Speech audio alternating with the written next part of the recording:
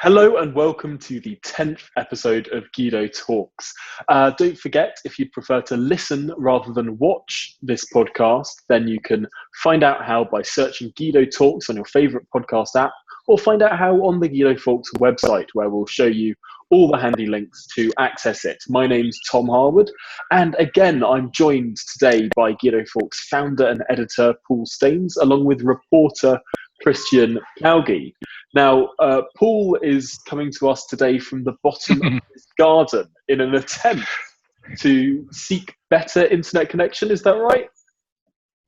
Yes. So all of you who are complaining about the quality of my audio microphone, it's not my microphone. We have a variety of microphones. It's my 4G connection. I live in rural Ireland. This is my back garden. Over my left shoulder, you can probably see a bit of the beach.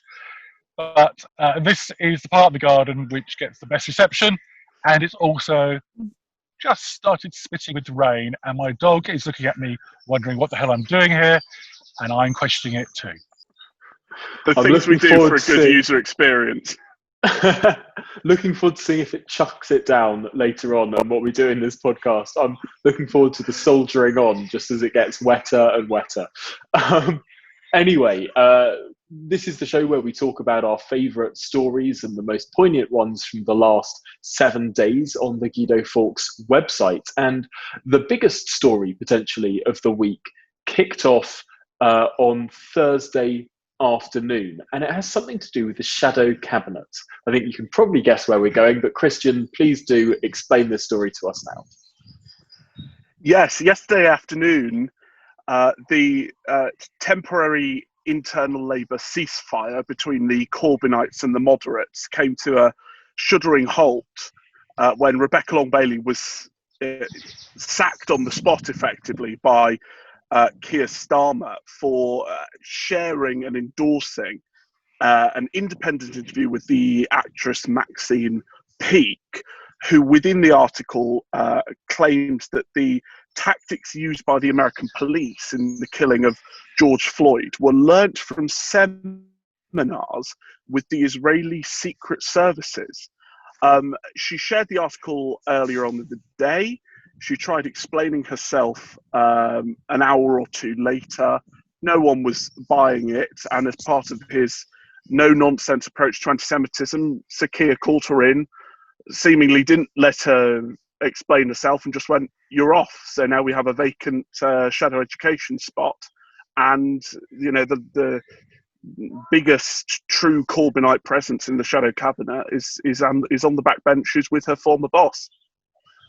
I think he gave her a chance to delete the tweet, and she didn't. So it seemed like a strategic error for the Corbynites to, fight to the death in the anti-Semitism ditch. That's not the ground you'd have thought it'd be wise for them to fight on, but they did it again, which just shows they're just blind on the subject. They even if you're being generous towards them, saying they're not genuinely anti-Semitic, they just have a horrendous blind spot on all issues to do with Israel and the Jewish community. Yes, it's not like they haven't been repeatedly told about this. I mean, Rebecca Long-Bailey ran a leadership campaign where this was one of the most persistent questions coming up, being seen as that continuity Corbyn candidate. People continually asking about her. I don't know how many times she will have gone through training on these specific issues, being able to spot anti-Semitic tropes and all of the like. There's no way to hide through pleading ignorance here, because the amount that this has been focused on for the last 3 years you'd surely think that she'd know exactly what she was doing. So tiring, the whole subject. She had the worst people in the world defending her, because you look at the Trotsap, that sort of far left group of Momentumites and other left-wing activists and opinion writers. And, I mean, they were really saying that this wasn't anti-Semitic. This is effectively a trope which says Jewish people in Israel control the world, and they can't see that for anti-Semitism. And they go into a meeting this morning with Jeremy Corbyn. They don't talk about the ins and outs of the issue. They go in and apparently talk about Israel's annexation of Palestine. And I mean, you're going on to that topic.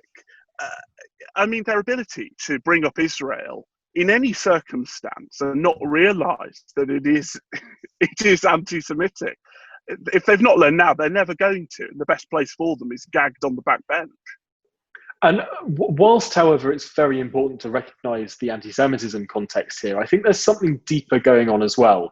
Because I think that it's not very likely in any event, even if this didn't happen on Thursday, that Rebecca Long-Bailey, she probably wouldn't continue in that role for the full 4 years of this parliament. I think Keir Starmer was almost looking for a way to squeeze out that Corbyn tendency in the shadow cabinet. And that purge that really is going on, I think, was always going to go on, and that creates a very interesting dynamic. The Observer was reporting on the weekend that the Observer report said, one of the commentators said that Starmer was looking for a clause 4 moment. I didn't realise his clause 4 moment would be getting rid of the only person who believed in bringing back clause 4 from the shadow cabinet. But I mean, I think he'll take his chances, and they'll all be seeing things can only get better for this, and generally the left-leaning press is quite happy about it, but apart from the Trotsat crowd. Well, I think there are a few people in that shadow cabinet who are still on the side of Corbyn or were seen as close to Corbyn, but obviously very, very few. And I think that there's an interesting dynamic here because, of course, the Socialist Campaign Group of MPs, that sort of group, it's around 40 large now. It's the largest it has been in Parliament in many, many decades. And so it's interesting that the leadership of the Labour Party is now more of the sort of Milibandite soft left position, and yet the parliamentary party is further to the left than it has been in a very long time. The individual MPs will now, I think, be a bit more bold in challenging Keir Starmer's leadership, and we've seen a lot of them say that he's made an error here, that Rebecca Long-Bailey should be put back, and I think that tension is rising, and we're going to see that develop in the coming days and weeks. And the other problem, of course, is that a lot of the real sort of frothing at the mouth Corbynistas that are now in the Parliamentary Labour Party are the youngest, newest MPs, because they were the children of Corbyn who managed to get elected in these safe Labour seats when many of their otherwise would-be colleagues were losing theirs.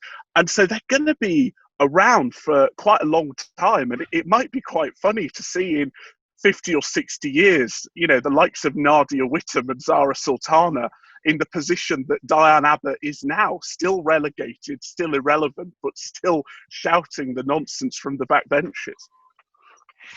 We haven't said who's going to take over. No, we haven't. We haven't. Well, if I had my way, and Starmer really wanted to hammer it home to the opposition, to the internal opposition, put in an ultra Blairite like Lord Adonis. That would get them going, wouldn't it? You know, Remain Blairite.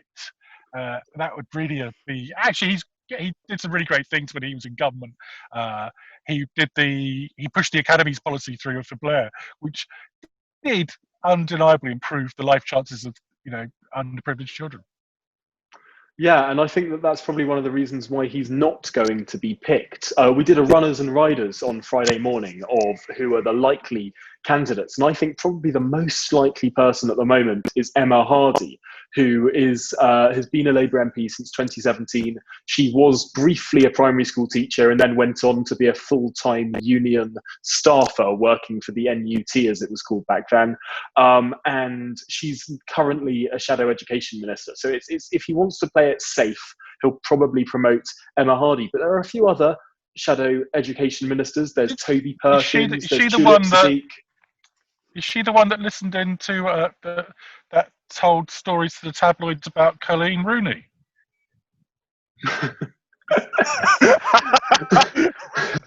Okay, we can edit that one out. No, that's we're keeping that in. That's almost.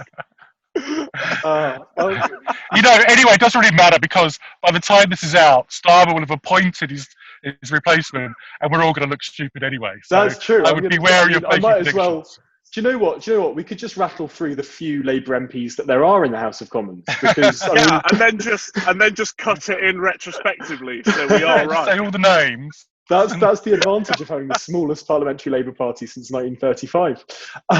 But no, we should probably move on from this story because we've been lingering on it for a while. There's another story that did lead headlines, even though it seems like a bit of a sideshow, and this is the Bojo Jet and its swanky new paint job. And it caused a little bit of controversy online. And Paul, do you think you could take us through the ins and outs of that? So one of our readers, a co-conspirator, was sat in a field spotting planes and spotted the tail fin of the Boris's new plane, and sent it in, and we ran the story. And immediately after we ran it, readers in the comments below the story said the flag is upside down, and not knowing much about this kind of subject, we looked it up on various websites and thought, yeah, the flag does look like it's upside down, which is a traditional signal of distress. So I called up Downing Street and said, I think the flag's upside down. They said, no. And then it went a bit quiet. And my contact at the other end said, just for the record, I didn't paint the plane. And then about 4 hours later, they got back with this explanation that it's tradition in the Navy and the aircraft have followed the same tradition, that the craft is the flagpole, so to speak. And if you look at Mitterrand's jet or President Trump's jet, it's flying off the back of the fin as if the craft is the flagpole. Yeah. Mm. So it's as if on one side it will look correct, and on the other side it will be the inverse, almost like you're looking at it from behind, if it were a real We had this whole flag. discussion and we got confused. Suffice to say, it is not upside down. But Remainer Twitter is loving this and going on and on. And Remainers and Cybernats are saying for £900,000 they paint the flag upside down. No, it's not upside down, although that is a new fact I have learnt this week. Who would have thought that the Remainers are going to be dragged into a false conspiracy theory? It's not like they do that sort of thing all of the time. But no, I think that's probably enough time talking about the Jets, because we've now spoken for it for the last few episodes, I think. I mean, it's remarkable the amount of time that we're talking about something that's relatively minor in the grand scheme of all of the politics that's going on. And one of the big things that was happening, that has been happening over the last few weeks and continuing to happen, there are, of course, tensions between communities in London particularly and the police. And it was interesting to see this week that the Labour front bench is resisting sort of pressure from below, and particularly pressure from the group that purport to represent the Black Lives Matter movement in the UK, who call for defunding the police. And actually the BLM UK, or I think it's UK BLM, campaign calls for abolishing the police entirely.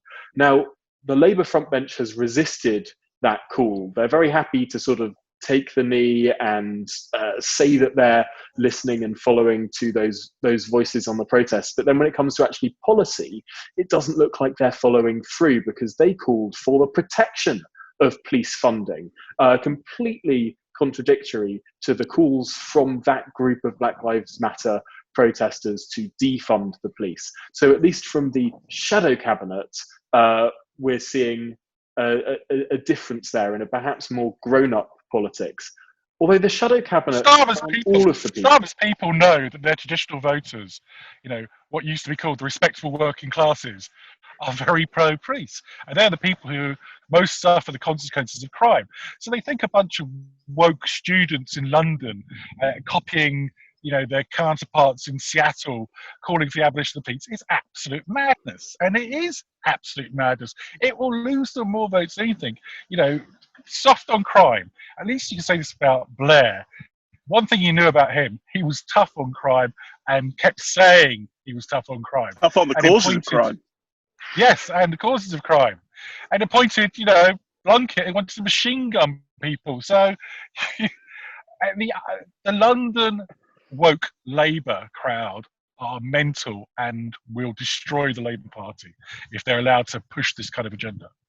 Well, there's an inkling that they've sort of permeated the London mayoralty now with a story that broke on Friday. And Calgi, can you tell us a little bit more about what Sadiq is now saying about the police?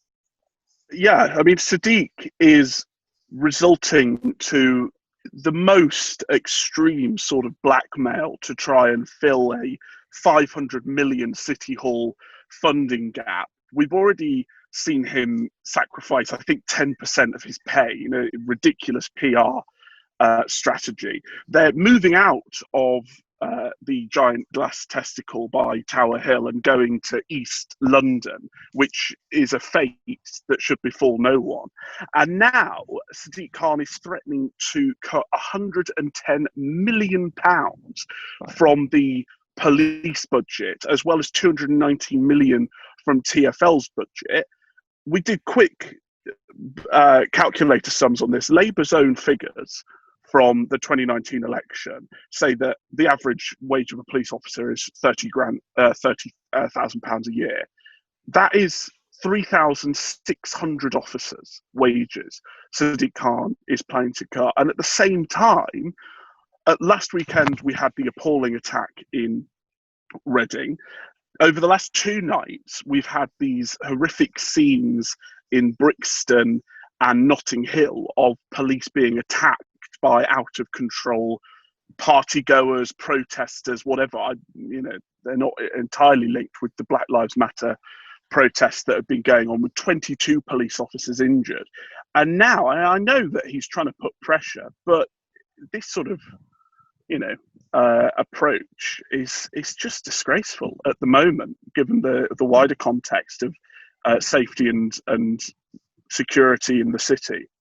Was it 20 or 30 police officers that were injured and violently attacked with sort of broken bottles? Yeah, it's about 22, 25. Yeah. 20, yeah. No, that's extraordinary. Sadiq is not the stupid. Timing is not good. Sadiq is not stupid. He's overspent. He's been prolific with his budget. So he needs to get some more money in. And he's quite cleverly trying to rig it to his own voters to say it's the government, central government is starving us of funds. It's Boris's fault. You don't have more police. I mean, that's where he's going with this. This is not an accident. This is risky politics, and he knows that the government will not want to surrender London to the mob, and he might well get some of the money he wants. Well, moving on from that depressing state of affairs, there's something that is good that was announced this week, and that is the reopening of pubs. And it's pubs right across the country from the 4th of July that will be able to open their doors, which is news that is marvellous for lots and lots of people across this country. But also, there's some specific news about the pubs in Westminster. And one of the most frequented pubs right next to Parliament is called the Red Lion, and it's one that is often bustling with staffers and MPs in the evenings. But there's some sad news about that, Calgi, which you were investigating. Yeah, I've been referred to a couple of times as a pub correspondent over the past fortnight, and I'll take that. I've been very sadly told by the Red Line that they're not planning on opening until around the end of July, because Fuller's are opening their pubs in stages, and the Red Line isn't earmarked as one of those, which I think is a bit of a hit and a miss from Fuller's. You'd think, given that it's the pub of theirs frequented by the most powerful theoretically people in the country, that it would be a priority.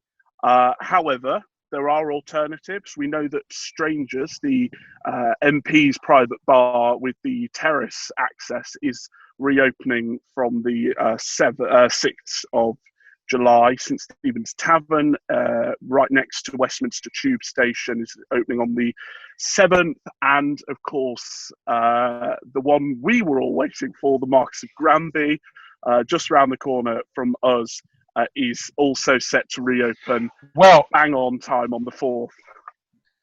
Don't forget the moon up on Whitehall, which is a Weatherspoons, and we've got a voucher from Tim Martin, the owner of Weatherspoons, to go there because we did a story this week about the one app that will save us from, and help us recover from the coronavirus, which is the Weatherspoons app, for which you can order your drink socially distanced to your table without leaving. We have stress tested this app. The Weatherspoons app is a genius piece of technology, well used and well tested by Tom in particular. You can order drinks, food, breakfast, you name it. Drinks for the girls over there that you're too apprehensive to smoke. I can thoroughly recommend it. I hope that gets us another voucher. Do you think Tim will see that? We'll do a Weatherspoon story a week for more vouchers.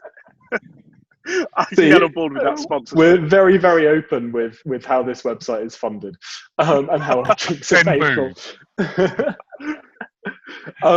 But Calgie, it's whilst we've been delighted with Weatherspoons and people on our side of the political divide have been very, very supportive of the chain in recent years, there's been a bit of a tussle amongst left-wingers with regard to whether Weatherspoons is a socially acceptable enterprise. Can you enlighten us as to what that's all about? Yeah, of course. I mean, you can probably understand why Weatherspoons is one of the most politically contentious chains in Britain. But given Tim has been one of the most vocal CEOs of anything in support of Brexit and posing with Boris, he's very political. And the left also have some issues with the way that the chain went about employees or whatever during the lockdown. So now there's this big debate about whether you should boycott Weatherspoons, because that is the automatic response of some of them. However, the official movement for Weatherspoons employees, which is called Spoon Strike, has asked people not to boycott Weatherspoons, because even though they might want to, it ends up hitting the pay packet of Weatherspoons employees. It results in lower footfall, in lower wages, and it actually hurts the very people that they are purporting to help. But of course, that wasn't a good enough explanation for some hardliners who have compared it, those people saying that we need to carry on going to support those hard-working employees. They've called that attitude Stockholm Syndrome. And they've also compared it to don't boycott South Africa during apartheid because the poor will suffer most. So that is the ideological struggle on the left at the moment. It's whether we help ordinary working people or we stick to our ideology. It's that whole Corbynism versus centrism argument we've seen for the last 5 years. Amazing. Of course, the greatest political debates of our time revolve around pubs. I think that is a good thing. It shows that true student politics that the left are always accused of. It's a does brilliant. This mean I'm going to see Owen Jones in the pub or not? I'm not quite clear. Is Owen Jones he's coming welcome to Weatherspoons? He's welcome to come along. More than welcome to come along. But he'll have to pay for the drinks, and we'll leech off him. Right. You can have some of our voucher off Tim. There's another left-wing activist, aside from Owen Jones, who was in the news this week. This is someone who was a vocal spokesperson for Extinction Rebellion, who appeared on the Andrew Neil show, speaking up the virtues of Extinction Rebellion. But now she's left the movement and has sort of seen the light on the UK's energy needs. Now, Paul, can you tell us a bit about what this story is all about? Yes, this is, you'll have to look at the story itself to find out the name, because I can't remember her name. But it's something like Zion or Zion Lights. Zion Lights. How can you forget a name like that? Yes, it should be up in lights. Yes, Zion Lights. Sorry, she's seen the light. Andrew Neil said to her when she was on the show, if you really cared about carbon emissions, maybe you support nuclear. Well, she's gone away, read a few books, maybe done some science, and realised that this is the right attitude. That actually nuclear is a low carbon, high density energy source. It's the only way we're going to go forward in a low carbon environment. And now she's become a lobbyist for the nuclear industry. Fancy that? Well, I think there's something admirable. She says she still holds to her green agenda, but she now sees that nuclear energy is part of the mix. And funny enough, the father of the Gaia theory of our planet also has a nuclear border. One of the founders of Greenpeace says that nuclear is the way forward. There is a faction inside the green movement that is sensible, does understand science, and realises that windmills are not going to supply all our needs in the future. Good luck to them. That doesn't stop a very, very vocal part of them, of course, viciously opposing nuclear energy. And I think there's probably two strains of this. There's the people that genuinely think that our energy needs can be met without nuclear energy at all, which I think is bonkers. And then there's the other half who almost don't want our energy needs to be met because they see a virtue in going back to a life where we don't have video conferencing and cars and planes and trains, and that we don't have the sort of 21st century lifestyle. They want us to live off our own allotments and live in our own mud, go back to caves. They find it like an attractive life. Yeah, the net zero industrial crowd. revolution. Like, I mean, there are some people who genuinely believe that quality of life in the 1600s is better than quality of life today, or that back when people sort of did back-breaking work, toiling for a living, instead of being able to sort of, you know, sit in a chair and write some words or operate machinery rather than doing the grinding yourself. I mean, there are people that genuinely think that that's a better way that society should run, and that is an incredibly dangerous, almost mainstream political point of view that I don't think there's been enough exploration of or condemnation of. Talking of backwards communities still living in their own dirt, Wales had some really bad news this week, which is that BBC are going to cut 6% of their Cardiff workforce in an attempt to make 4.5 million in savings. Now, I wouldn't ordinarily be opposed to seeing some BBC fiscal prudency, but the decision to make £4.5 million in savings came the day after the BBC had announced a 100 million programme over 3 years to increase diversity and inclusivity. And I think we made the point that it must have stung quite a bit for those employees who lost their jobs to have heard that the day before, and wonder whether the BBC has got its public funding spending priorities in order. Right, just say those numbers again, because that's extraordinary, the amount of money they're splurging on one hand and then cutting on the other. Yeah, so so they're spending £100 million to increase diversity, and they are attempting to save £4.5 million by cutting those 60 jobs in Wales. And the other key point was that they've announced a £100 million splurge on increasing diversity. This year, Tony Hall has said that the BBC need to make £125 million of additional savings. I wouldn't call myself an economist, but I think I can make some of these numbers work into the BBC's favour if just spent slightly differently. You could redefine the Welsh as an ethnic minority. Yeah, in which case it's an even worse start to their diversity programme. Oh, yeah. Technically, the Welsh are an ethnic minority, aren't they? They're a protected group within the United Kingdom. Yes, they are. Yeah. Yeah, easy. I mean, BBC, if you want to hire us, we can do some pro bono work for you here. But no, I think we should probably move on from the BBC, because whilst it is fun to bash that corporation, we could do it literally all day.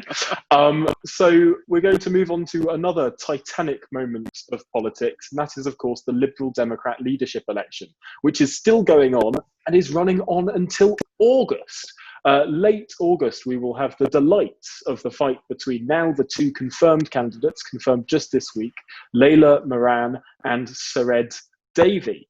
And Layla Moran got herself into a bit of hot water this week, being forced to delete a late night tweet that was almost libelous towards Robert Jenrick, suggesting that he had personal gain out of dealings over development, out of that big scandal story that just keeps on rolling on week to week. But it seemed like she wasn't entirely on top of the detail of it, and thought that he somehow had a personal donation rather than a donation going to the Conservative Party. Two very different things. And she deleted that tweet the following morning. And it's not the first time she's made an error in late night tweeting, because of course it was only a week ago that she started tweeting out some Star Wars gobbledygook that was then roundly criticised by a lot of her compatriots on the left as racist.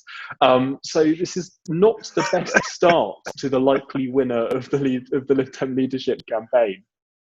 I am really looking forward to her leading the Liberals. I really am. It's going to be fun.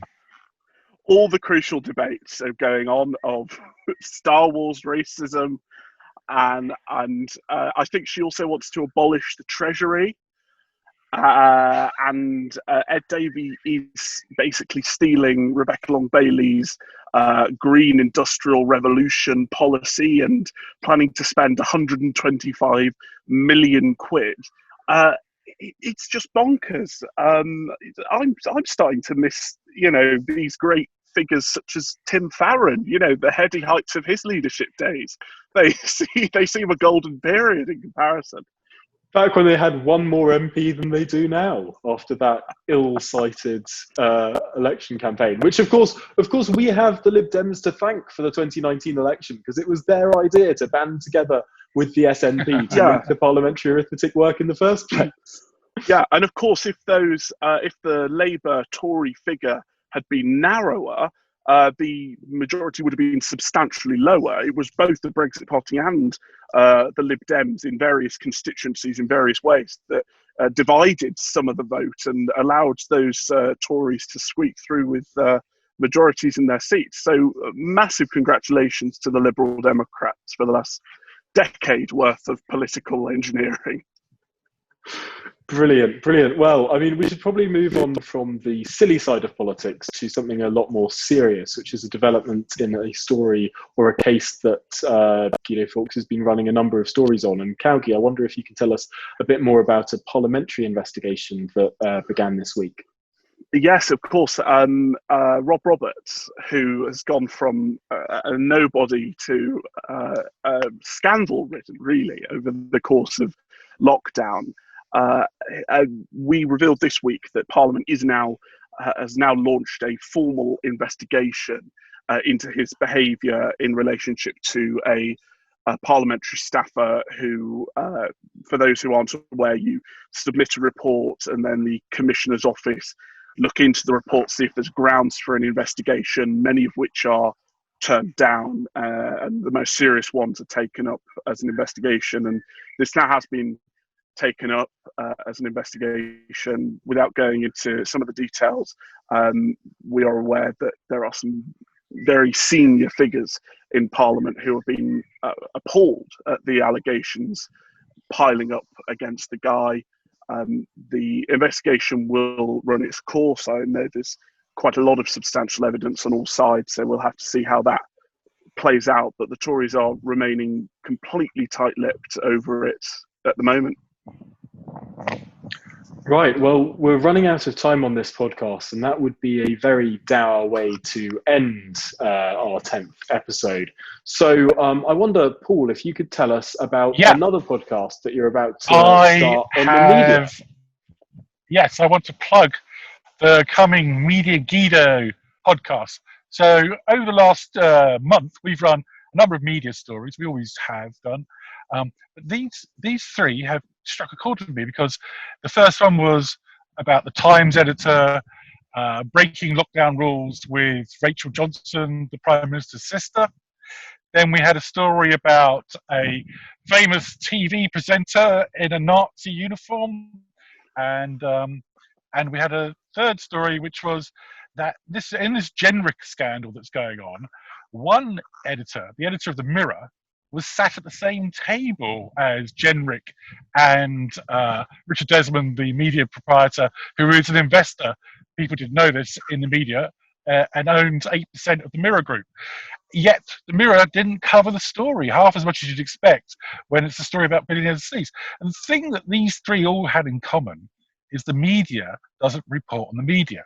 So I want to do a podcast that goes where the media doesn't go and talks about themselves. So I will see how it goes. So I plan to have some guests. I plan to have guests from academia and from the media itself. I don't think it's going to be easy to get guests when it could be career damaging, but we'll give it a go. I did a survey, a very scientific survey on Twitter, and out of 2,500 people, about 71% of them said they wanted the podcast. So I expect you all to subscribe to it when we start it, probably next week. Great. Well, on that note, I think we'll wrap up for today. Thank you ever so much for sticking through. And Paul, did you get wet at the bottom of your garden, or are you just about okay? No, the sun's come out, but my dog has rolled in something, so I've got a lovely smell at my feet. Amazing. The trials that we go through in order to produce this content. Well, thank you so much for watching, and we will see you again for our 11th episode the same time next week. Stay alert, stay safe. Goodbye. Goodbye.